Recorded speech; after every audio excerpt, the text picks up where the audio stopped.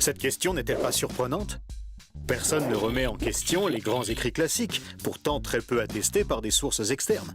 Mais dès qu'on parle des évangiles et du Nouveau Testament, les pires suspicions surgissent aussitôt, quitte à accuser leurs auteurs de faussaires ou de menteurs sans scrupules. Pourtant, les premiers chrétiens avaient une moralité plutôt élevée, et ils ont préféré mourir martyrs plutôt que de renoncer à leur foi. Mais cette incohérence ne semble pas beaucoup gêner les sceptiques. L'accusation classique, exprimée invariablement dans les magazines et les émissions TV, consiste à affirmer que les évangiles ont été écrits 1 à 2 siècles après les faits. Puisque les témoins oculaires étaient morts, les auteurs ont pu écrire n'importe quoi sans risquer d'être contredits.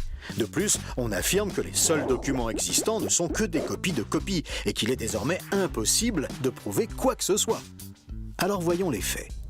Il est vrai que les 2 codex principaux que nous possédons, le Vaticanus qui reproduit presque toute la Bible et le Sinaiticus qui contient le Nouveau Testament, datent du milieu du IVe siècle, soit 250 à 300 ans après les faits.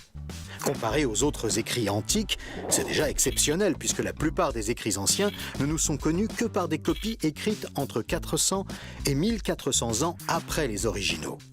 La poésie d'Aristote, écrite vers 340 avant Jésus-Christ, n'est connue que par 5 copies dont la plus ancienne date du Moyen Âge, soit 1400 ans après l'original.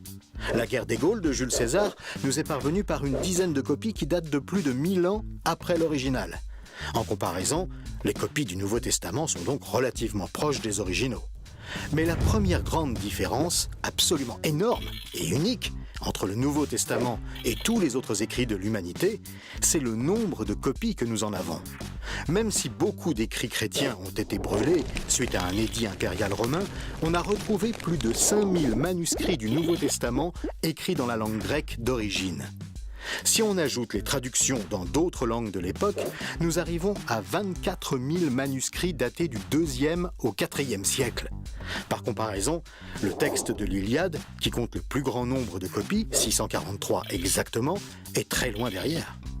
Ce nombre de copies fait du Nouveau Testament le champion toute catégorie. Mais qu'est-ce que cela apporte ?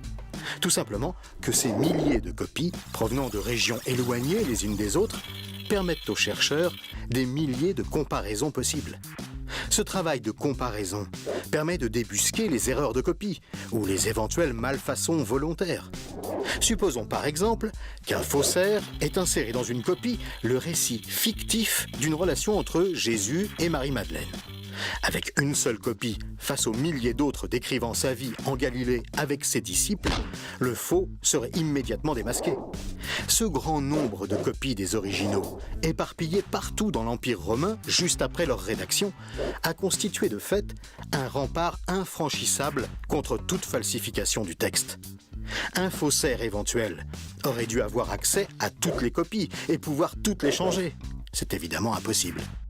Les experts sont obligés de reconnaître que d'un point de vue bibliographique, aucun document de l'Antiquité n'est aussi bien attesté que le Nouveau Testament. De quels indices sérieux disposons-nous pour déterminer la date réelle de rédaction du Nouveau Testament, Évangiles compris ? Ce sont paradoxalement des ennemis de l'Église qui nous fournissent un premier indice. En 140, Marcion, un hérétique, cite dans ses écrits 11 des 27 livres du Nouveau Testament, preuve formelle que moins de 90 ans après leur rédaction, les écrits du Nouveau Testament existaient et circulaient déjà depuis un certain temps. Second indice, Polycarpe, un disciple de l'apôtre Jean, un homme qui a donc côtoyé personnellement un des 12 apôtres de Jésus, a rédigé une lettre aux croyants de la ville de Philippe dans laquelle il mentionne la totalité des 27 livres du Nouveau Testament. Puisque cette lettre a été rédigée entre 110 et 135, cela prouve que la totalité des évangiles et des lettres étaient déjà rédigées depuis un certain temps, donc très probablement au 1er siècle. Encore plus tôt, en 96, Clément de Rome cite dans une de ses lettres l'évangile de Matthieu, l'évangile de Jean et la première lettre de Paul aux Corinthiens. Nous sommes donc certains que ces évangiles existaient obligatoirement avant. De plus, et c'est capital, cela prouve que le Nouveau Testament a été rédigé à une époque où les témoins oculaires des faits étaient encore en vie. Ce qui dément donc de façon absolue l'hypothèse des ajouts légendaires tardifs. Nous sommes en face de textes attestés et de récits authentiques. On pourrait encore mentionner l'existence de 36 000 fragments qui citent tel ou tel passage du Nouveau Testament. Les chercheurs ont établi que même si on avait perdu totalement le Nouveau Testament, on pourrait quasiment le reconstituer uniquement à l'aide des milliers de citations contenues dans ces fragments de lettres et de commentaires. On a même retrouvé des fragments d'évangiles très anciens comme le papyrus P52 retrouvé en Égypte qui comporte quelques versets de l'évangile de Jean et date de 125. Donc une copie de l'évangile d'à peine 30 ans après l'original. L'archéologue William Albright a conclu de tous ces éléments que le Nouveau Testament a été écrit très probablement à une époque se situant entre 50 et 75. Et John Robinson, un expert de Cambridge, estime même que la plus grande partie du Nouveau Testament a été rédigée entre 40 et 65. Puisque Jésus a été crucifié en l'an 30, ce sont effectivement des témoins de première main qui ont rapporté ce qu'ils ont vu et vécu. On comprend facilement qu'ils n'aient pas accepté de déclarer autre chose que ce qu'ils savaient être la stricte vérité, même s'ils ont dû le payer de leur vie.